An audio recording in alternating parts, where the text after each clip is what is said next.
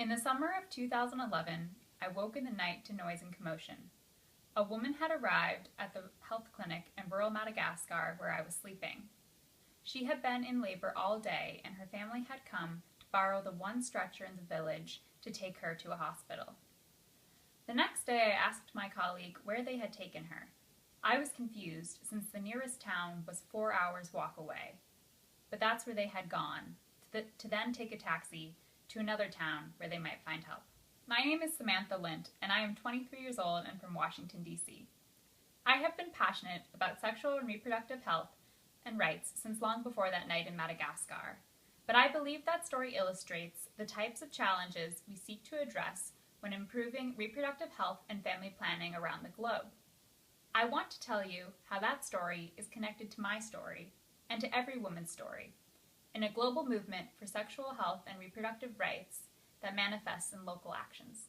At 17, I read Half the Sky by Nicholas Kristof and Cheryl Wu Dunn, and it was then that I decided to work for women's empowerment globally.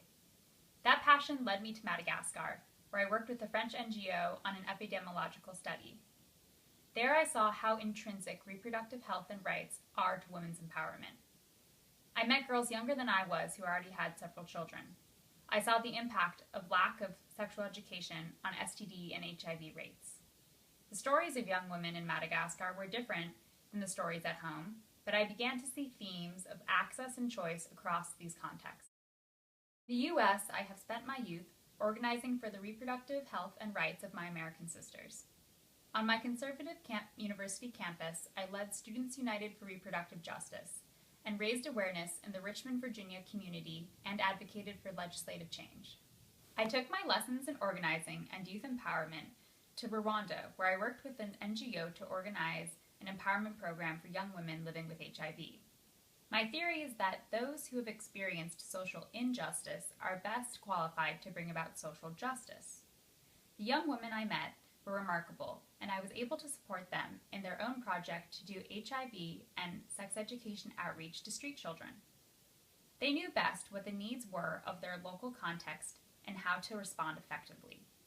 Yet they also had a passion for learning about women's circumstances in other countries.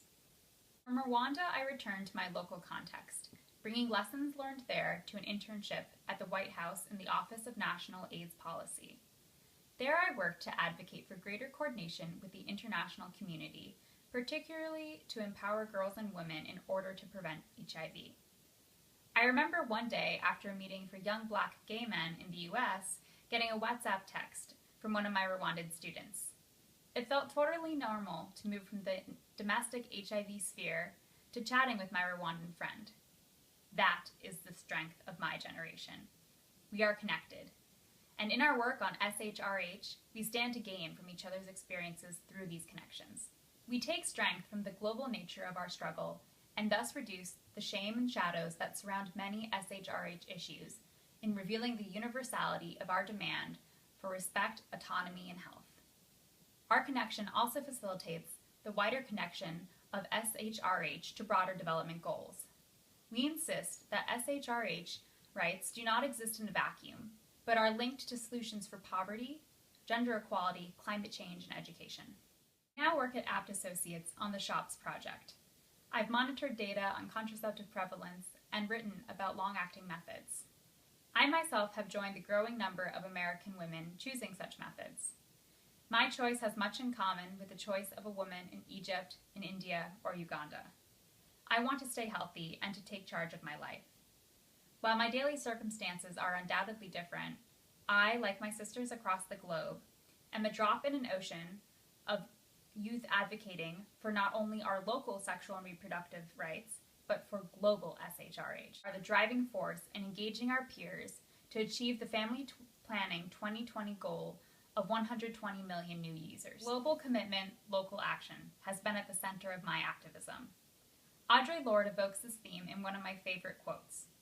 "I am not free while any woman is unfree, even when her shackles are very different from my own." My rights in my local context are not fully realized until the rights of women in every local context are realized, a realization that happens through global commitments to local action. Thank you.